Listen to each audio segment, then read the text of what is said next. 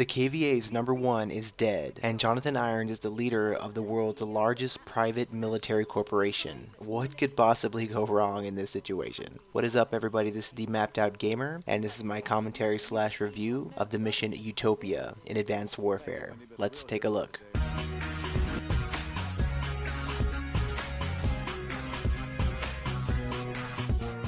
Okay, so we get it. Jonathan Irons does not like any type of government system.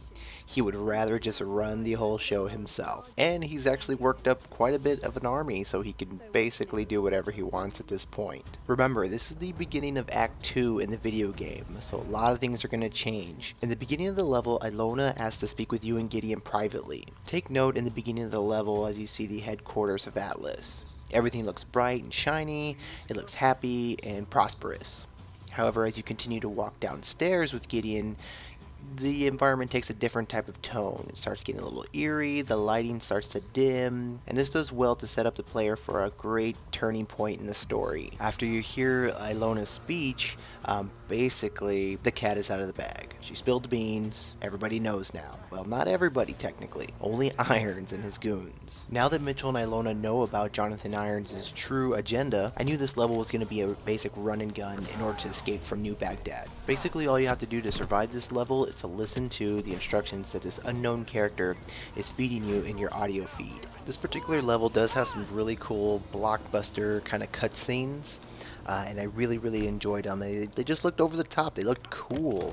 This particular one, when you're jumping off the building, slow motion, this was probably one of the best scenes I really enjoyed. They took advantage of that cool slow motion bullet type of madness. Looked pretty neat in the end. Alright, now you gotta get through Old Town Baghdad. This was actually the first time you're actually fighting other enemies with exosuit abilities, and I really liked it. It added an extra dynamic to the firefights. You know, you're trying to navigate through the building as well as jump around these guys. Finally, you get down to the docks and you run into the last stand of enemies.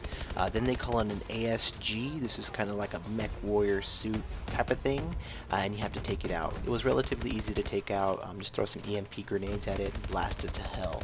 Next is this boat scene. Now, I've said it before, I'm not a huge fan of the vehicles in Call of Duty, and this was kind of like the epitome of what I didn't like. So you're in this boat, and I don't know if you ever played a game called Tropic Thunder inside an arcade. That's really how it felt to me. It felt kind of like the boat was just hovering on the water, just not as grounded as, you know, a lot of other games would feel. But, I mean, this isn't a boat simulator, so that was, you know, kind of what I expected. At least when the boat crashes, the cutscene looks pretty cool. Okay, so once you finally get out of the boat, there's an interesting part where you have to use this grappling hook. Now, I wasn't sure why they introduced this grappling hook when apparently this is supposed to be advanced warfare. I mean, don't you have boost jump? Don't you have like exo abilities to get up this tower? It just kind of seemed a little bit contradicting to me. On to a little bit more firefights and to the end of the mission. At the end, we discover who was this unknown character that was chatting up and helping Ilona and Mitchell escape. Of course, it was Cormac, Mitchell's old military sergeant. I was glad to see Cormac come back into the storyline, and looks like he'll be helping out Ilona and Mitchell investigate Irons a little bit more. So overall, Utopia was a great kind of blockbuster roller coaster ride.